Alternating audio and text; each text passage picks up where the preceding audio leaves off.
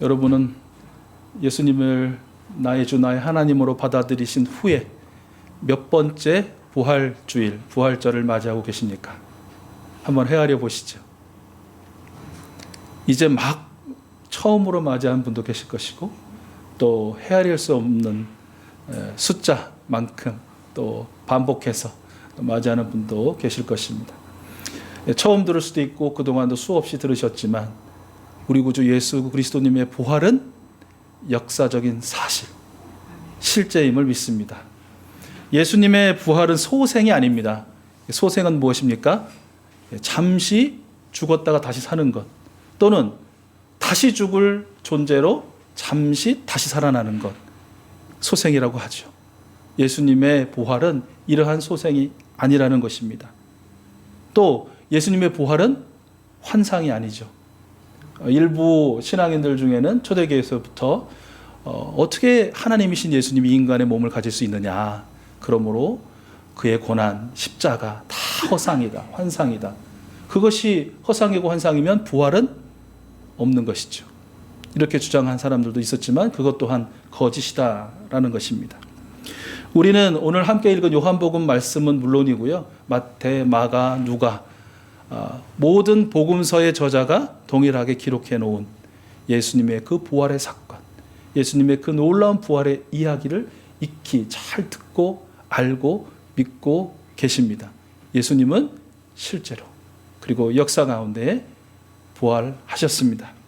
오늘 우리가 함께 읽은 이 본문 말씀, 그 평행구절이라고 할 수 있는 마태, 마가, 누가 다른 복음서를 읽어보면 조금씩 다 다르죠. 그래서 이제 어떤 분들은 그렇게 말씀하십니다. 다르니까 이거는 거짓이다. 그러나 반면에 어떤 분들은 그것이 어떻게 다 똑같을 수가 있느냐. 만약에 다 똑같았다면 그것이 더 거짓일 확률이 있다. 다 어떠한 텍스트를 보고 다 베낀 거니까. 각기 다른 차원에서, 각기 다른 시선으로, 각기 다르게 이렇게 예수님의 부활의 이야기를 그려놓은 것으로 보아 그것이 더 진리다라고 말씀하시는 분도 계십니다. 어쨌든 이 사복음서의 내용을 좀 종합해서 정리해서 보면 이렇습니다. 막달라 마리아, 그리고 다른 복음서에 보면 야고보 어머니 마리아, 그리고 어떤 복음서에는 살로메라고도 부르고 어떤 복음서에서는 요한나라고 부르는 여인이 있습니다. 세 여인이 언제 예수님께서 십자가에 달리시고 3일째 되는 날, 성경 말씀에 보면 안식일 후 첫날 동틀 무렵, 새벽이라고 했죠. 이 새벽에 예수님의 무덤을 찾습니다. 왜 무덤을 찾습니까? 가서 애곡하고 통곡하려고, 슬퍼하려고 일 수도 있지만 성경에 보면 향료를 준비해서 그 예수님의 시신에 발라드리려고 그렇게 올라갔다라고 되어 있습니다. 올라가면서 그녀들이 걱정한 것이 하나 있었습니다. 무엇이겠습니까? 당연히 연약한 여인들이 옮길 수 없는 그 크고 육중한 돌문을 누가 옮겨줄 수 있을까? 그리고 과연 그 돌문을 열어달라고 부탁할 때 들어주겠는가? 뻔히 안 될 것 알고 또 매우 어려운 줄 알았지만, 그러나 그 사랑스러운 여인 세 분은 예수님을 찾아 예수님께 자신들이 가진 그 향을 바치기 위해 그렇게 무덤에 올라갔다라는 것이죠. 그런데 무덤에 다 다다랐을 때 어떤 일이 벌어졌습니까? 모두가 다 기겁해서 놀라 자빠질 수밖에 없는 그런 일이 벌어졌죠. 왜 그렇습니까? 그 걱정스러워했던 그 거대하고 큰 돌문이 활짝 열려 있었기 때문이다라는 것이죠. 순간적으로 어떤 생각이 들었겠어요? 만약에 우리 권사님들 그렇게 올라갔는데 무덤 문이 활짝 열려 있어요. 첫 번째 드는 생각은 어떤 생각일까요? 그렇죠. 이거 큰일 났다. 이건 보나마나 백발백중 무엇이 사라졌다? 예수님의 시신이 사라졌다라는 것을 직감했을 것입니다. 생각은 그렇지만 너무 두렵고 떨리니 선뜻 들어갈 생각은 못하고 그 자리에 아마 주저서 세 여인이 함께 그냥 엉엉 울었을 것 같습니다. 이를 어쩌나 그러다가 그래도 용기를 내서 이제 막 바르르 떨리는 두 다리에 힘을 내서 무덤 안을 들여다 본 것이죠. 그런데 정말 예상한 대로 예수님의 시신은 보이지 않았더라라는 것이죠. 그렇게 정말 이 정신이 다 혼비백산해서 우왕좌왕하고 있는 그녀들 앞에 어떤 존재가 나타납니다. 이 존재는요, 복음서들마다 다 다르게 그 표현하고 있어요. 뭐 천사라고 표현하기도 하고, 흰 옷을 입은 젊은 남자라고도 표현하고, 눈부신 옷을 입은 두 남자, 그리고 우리 오늘 요한복음에는 흰 옷을 입은 천사라고 그렇게 기록하고 있습니다. 어쨌든 이들은 동일하게 묻습니다. 여자들이여, 여자여, 왜 우느냐, 왜 우느냐라고 묻죠. 그래서 오늘 말씀 우리가 함께 읽었지만 마리아가 어떻게 대답합니까? 누가 우리 예수님 시신을 가져갔습니다. 이 일을 어떻게 해야 할지 모르겠습니다. 우리는 어떻게 하죠? 하면서 거의 울부짖는 그런 답을 합니다. 그렇게 엉엉 울고 있는데 뒤에서 마리아야, 자신을 부르는 음성이 들립니다. 앞에 있는 존재는 어떤 존재인지는 모르겠고, 또 나를 뒤에서 부르는 거 보니까 이거 분명히 이 무덤과 이 동산을 관리하는 동산지기임에 틀림없다. 그렇게 확신하고 그녀는 따져 묻듯 외치죠. 내가 당신이 동산지기인 줄 압니다. 도대체 우리 예수님의 시신을 당신이 치웠습니까? 어디다 치웠습니까? 저에게 말씀해 주십시오. 제가 수습해 가겠습니다. 라고 그렇게 막 횡설수설에 가까운 그런 외침을 외쳤다라는 것이죠. 그런데 다시 그 음성이 마리아야, 마리아야 부르십니다. 첫 번째 들었을 때는 가늠을 못했던 그 음성, 두 번째 자기의 이름을 부르는 그 음성에 마리아는 전율합니다. 소름 끼치듯이. 왜요? 그 음성이 누구의 음성이었어요? 예수님의 음성. 그래서 마리아는 뒤돌아서서 뭐라고 불렀다고 오늘 함께 읽으셨죠? 랍비라고도 하고 라브니라고도 하는, 어떤 뜻이라고요? 선생님, 나의 선생님이라고 부르면서 아마 손을 내밀어서 그 예수님의 손을 대려고 했겠죠, 몸에. 그럴 때 예수님께서 말씀하십니다. 아직 내가 하늘에 오르지 못했으니 내 몸에 손을 대지 말라. 그리고 너는 어서 가서 모든 제자들에게 내가 이제 하나님의 우편에 하나님의 나라로 올라갈 것을 이제 전파하여라, 알려라 라고 그렇게 말씀해 주셨다라는 것이죠. 이 말을 들은 이 마리아와 또 다른 마리아, 또 한 명의 여인은 이제 정말 그 산길을 달려 내려가서 제자들에게 가죠. 그리고 제자들에게 정말 믿을 수 없는 이 사건, 또 이 이야기를 들려줍니다. 그럴 때 가장 먼저 반응한 사람은 누구입니까? 말씀해 보니까 그 성질 급한 베드로보다 더 빨리 반응한 사람이 있어요. 예수님이 사랑하시는 제자 요한이죠. 요한이 제일 먼저 올라가고요. 베드로도 뒤따릅니다. 함께 무덤에 들어가서 살펴봅니다. 역시 여인들이 가르쳐준 대로, 전화해준 대로 예수님의 시신은 보이지 않고 예수님의 시신을 감쌌던 삼배와 예수님의 그 머리를 감쌌던 수건만 각각 따로따로 객혀 있는 것을 보았습니다. 그리고 성경은 어떻게 증언합니까? 그들이 예수님께서 살아생전에 내가 다시 살아나리라 말씀하셨지만 그들은 그것을 믿지 못했다. 그래서 예수님의 부활을 경험하지 못했다라고 그렇게 마무리하고 있다라는 것이죠. 부활하신 예수님을 경험하는 것은, 이 역사적인 사실이라는 것을 경험한 것은 이 막달라 마리아를 포함한 여인에게서 끝나지 않았더라라는 것이죠. 우리가 함께 읽은 고린도전서 15장 1절 이하의 말씀처럼, 바울이 증언한 것처럼 게바, 누구입니까? 베드로에게, 그리고 나머지 제자들에게, 그리고 언제는 한꺼번에 500명이나 되는 사람들에게 나타나셨고, 바울의 증언에 의하면 지금도 살아있어서, 그 당시에 살아있어서 나 예수님, 부활하신 예수님을 만났다라고 증언할 수 있는 증언자들이 많았다라고 그렇게 이야기하고 있죠. 그리고 사도들이라고 불리는 사람들에게도, 그리고 맨 마지막에 자기 자신에게도 우리 예수님께서 나타나시고 만나 주셨다라고 그렇게 증언하고 있습니다. 부활하신 예수님을 만나는 경험은 처음에 그 예수님을 너무나 사랑했던 그 여인들, 그 뒤에 제자들, 그 뒤에 사도들, 그 뒤에 바울에게까지 경험되었고, 그 바울에서 끝! 아니라는 것이죠.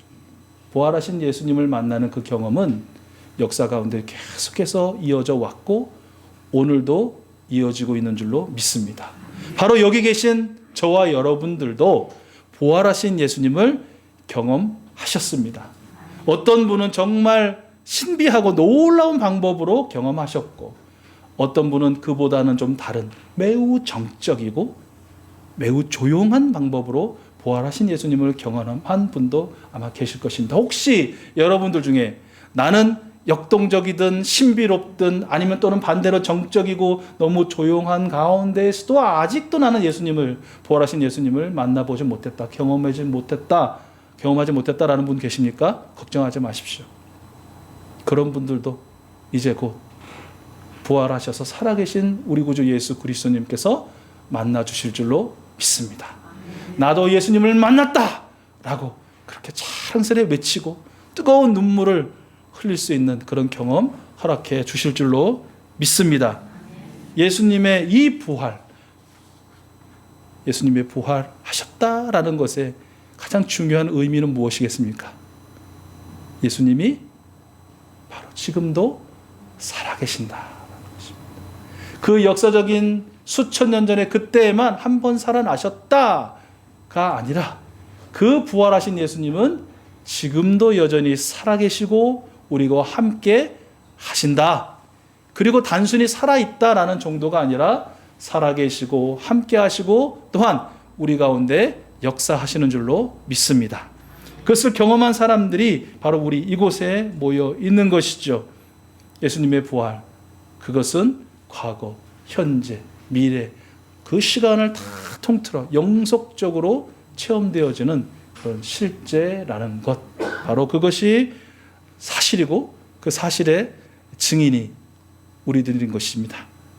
그러므로 예수님이 부활하셨다는 것, 예수님이 살아계신다는 것을 아는 우리들 힘을 내야 합니다.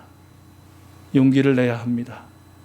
또한 의지를 가지고 힘있게 살아내야 합니다. 우리 권사님 기도하신 것처럼 우리 자신이라면 우리에게 당하는 육체적이고 정신적이고 또한 영적인 모든 고난과 고통 어찌 이겨나가겠습니까? 어찌 우리가 그것을 버텨낼 수 있겠습니까? 어찌 그것을 우리가 넘어서려고 하는 그런 노력을 해볼 수나 있겠습니까? 항상 낙담하고 낙심하고 좌절하고 그리고 극단적인 선택도 서슴지 않을 수밖에 없는 것이 연약한 유한한 항상 이 외로운 저희들 아니겠습니까? 그러나 부활하신 예수 그리스도는 살아계셔서 그것을 믿고 그것을 확신하고 그 예수님을 사랑하는 저와 여러분 우리와 함께 하심으로 그분이 그저 그냥 단순히 우리 곁에 우리 그런 거 있잖아요. 어떤 사람이 내게 좋은 말 안 해줘도 되고 내게 어떠한 돈을 안 줘도 되고 어떤 선한 행동을 하지 않아도 그냥 그 존재 자체라도 힘이 돼라는 것 여러분 다 경험하시잖아요. 그렇죠? 그가 없으면 그의 부재에 내가 얼마나 마음이 허하고 또 아플까? 그냥 있어도 힘이 되는 사람 정도로도 우리가 기뻐하는데 그냥 계시는 정도가 아니라 우리를 모든 질병으로부터 치유의 은혜로 구원의 은혜로 함께 하시는 우리 주님이 함께 계시고 우리가 어찌할 바를 몰라 우왕좌왕할 때 우리가 걸어야 하고 우리가 힘차게 뛰어나가야 할 그 길을 환히 여시는 그 예수님이 우리와 함께 하시고 우리에게 모든 지혜와 명철과 총명과 간구드린 것대로 살아갈 수 있는 능력을 더하시는 우리 부활하시고 살아계신 예수님이 함께 하시니 여러분 나 힘이 없어 하시는 분 계십니까? 힘이 나실 줄로 믿습니다. 나는 이거 지혜가 없어 지금 나 너무 이거 못하고 있어요. 여러분 지혜의 은혜가 부어지실 줄로 믿습니다. 너무나 나 이거 내가 너무 나이 먹나 봐. 50이야 60이야 70이야 80이야 이래가지고 90이야 이래서 너무너무 힘든 분들 계십니까? 여러분 능히 육체적으로도 강건하시고 그 육체적인 모든 어려움조차도 이겨낼 수 있는 영적인 강건함의 은총도 살아계셔서 우리와 함께 하시는 예수님께서 허락해 주실 줄로 믿습니다. 살아계셔서 지금 우리와 함께 하신 우리 예수님, 그 예수님께서는요, 그런데 우리의 그 모든 은혜와 은총을 부어주시면서 동시에 우리에게 한 가지 질문을 하시는 것입니다. 그것은 누가 너의 주님이냐라는 것입니다. 누가 너의 주님이냐. 예수님이 주님이시다라고 인정하고 받아들인다는 것은 어떤 것을 의미할까요? 그것은 예수님을 처형한 제국의 지배자를 포함한 이 세상의 모든 권력, 모든 왕, 모든 주인이 나를 포함한 이 세상을 주관하는, 또 주장하는 최고의 세력이 아니다. 아니다. 라는 것의 선언인 것이죠. 오직 나의 주인, 나를 지배하고 나를 다스리는 분은 나의 예수님입니다. 라고 시인하는 것이, 예수님은 나의 주님입니다. 라고 받아들인 사람의 그 마음이라는 것이죠. 또한 예수님이 주님이시다 라고 인정하는 것은 모든 주인들, 여러분의 주인은 누굽니까? 여러분 자신이죠. 뭐 대체적으로 돈입니다. 뭐 다른 사람입니다. 권력입니다. 힘입니다. 라고 말하지만, 그러나 그냥 너무 깊이 따져들지 않아도 그냥 표면적으로만 봐도 우리는 마치 내가 내 삶의 주인인 것처럼 그렇게 살아가고 있지 않습니까? 그 주인들, 모든 세력들을 이제 내가 조직적으로 물리치고 혁파하고 혁신하겠다라는 선언이 바로 예수님은 나의 주님이십니다 라는 고백의 의미라는 것이죠. 사도행전 말씀 우리가 함께 읽었지만, 지금까지 베드로의 주인은 누구였습니까? 여러분, 지금까지 베드로라고 말했을 때 그 베드로는요, 이미 그 유명한 예수님은 그리스도시요 살아계신 하나님의 아들이십니다. 즉 줄이면 예수님은 나의 주님이십니다라고 고백하고 시인한 그 사람이에요. 입술로 고백한 사람이에요. 그런데 그렇게까지 고백한 베드로의 지금까지 삶의 주인은 누구였습니까? 자기 자신이었죠. 그렇죠? 오랫동안 관습적으로 경험되어지고 자신의 몸에 배어있는 유대인으로서의 선민사상. 그가 가장 겁내고 두려워했던 것은 강력한 로마의 권력들이, 그 권력에 빌붙어서 자신을 갇히게도 할 수 있고 놓아주게도 할 수 있는 그 유대의 세력들이라고 그는 그렇게 믿고 살았어요. 입으로는 예수님이 주인인데 실제의 삶은 그 자신, 사상, 이념, 관습, 그리고 권력, 이런 것들이었다는 것이죠. 그런데 그러한 베드로가 오늘 사도행전 10장 말씀, 지금 어디에 있는 것입니까? 이방인 고넬료의 집에 있는 것입니다. 그리고 그 고넬료의 집에서 고넬료와 그의 가족들에게 무엇을 선포하고 있습니까? 그동안은 절대 있을 수도 없고 있어서도 안 되는 이방인의 구원을, 누구든지, 만민 중 누구든지 예수를 그리스도라고 나의 주님이라고 모셔드린 사람은 구원을 얻으리라, 구원을 선포하고 있는 그 모습을 보게 되었다라는 것이죠. 비로소 베드로는 예수님은 나의 주님이십니다 라는 것이 입술만의 시인이 아니라 그의 삶의 온전한 시인이고 또 결단이고 실제적인 태도와 행동으로 드러낼 수 있는 그런 사람으로 변화되었다라는 것입니다. 여러분, 서울시 공무원들이 요즘에 아주 야근을 밥 먹듯이 하면서 힘을 쓰고 있는 것이 하나 있다고 합니다. 그것은 각기 다른 두 가지 버전의 플랜을 세우는 것입니다. 하나는 O 버전, 하나는 박 버전. 왜 그렇습니까? 이제 곧 시장이 바뀝니다. 누가 들어오든지 새 시장이 들어옵니다. 그래서 O가 들어오면 이분의 뜻에 맞는 플랜으로, 박 시성을 가진 분이 들어오면 그분의 성향에 맞는 버전으로 이렇게 하기 위해서 정말 요즘에 눈코 뜰 새 없이 바쁘다라는 이야기를 듣습니다. 그것이 뭐 사실인지 아닌지는 잘 모르겠습니다만, 여러분 왜 그럴까요? 누가 내 주가 되느냐, 누가 내 주인이 되느냐에 따라 생각과 태도와 실제 삶이 바뀌는 것입니다. 결정되는 것입니다. 여러분, 마찬가지라는 것입니다. 제가 처음에 여쭤봤죠. 오늘 처음 부활절을 맞는 분도 계시고, 뭐 40번째, 50번째, 60번째 부활절을 맞는 분도 계신데요. 부활절을 맞이하면서 예수 다시 사셨네. 다시 사신 예수는 나와 함께 지금도 함께 하시고 살아계시네. 선포하고 찬양하는 것 좋습니다. 그러나 그런 구호나 그런 외침으로나 그런 반복된 그런 우리 입술만의 시인으로 과연 이 부활절이라는 것, 예수님 부활의 의미가 다 그냥 끝나는 것이냐, 정리되는 것이냐, 아니라는 것이죠. 2021년 부활주의를 지내면서 예수님 부활하셨습니다 찬양하고, 부활하신 예수님은 살아계시고 지금도 나와 함께 하십니다. 나와 함께 하시는 예수님은 역사하시고 나를 살게 하십니다 라고 소리 높여 찬양하시되, 오늘 다시 저와 여러분에게 내가 부활한 것을 믿느냐? 내가 살아있는 것을 믿느냐? 지금도 너와 함께 하는 것을 아느냐? 그렇다면 너는 나를 주님으로 인정하고 모셔드리느냐? 라고 묻는 것입니다. 입술로는 100번, 1000번, 10,000번 그 이상 할 수 있습니다.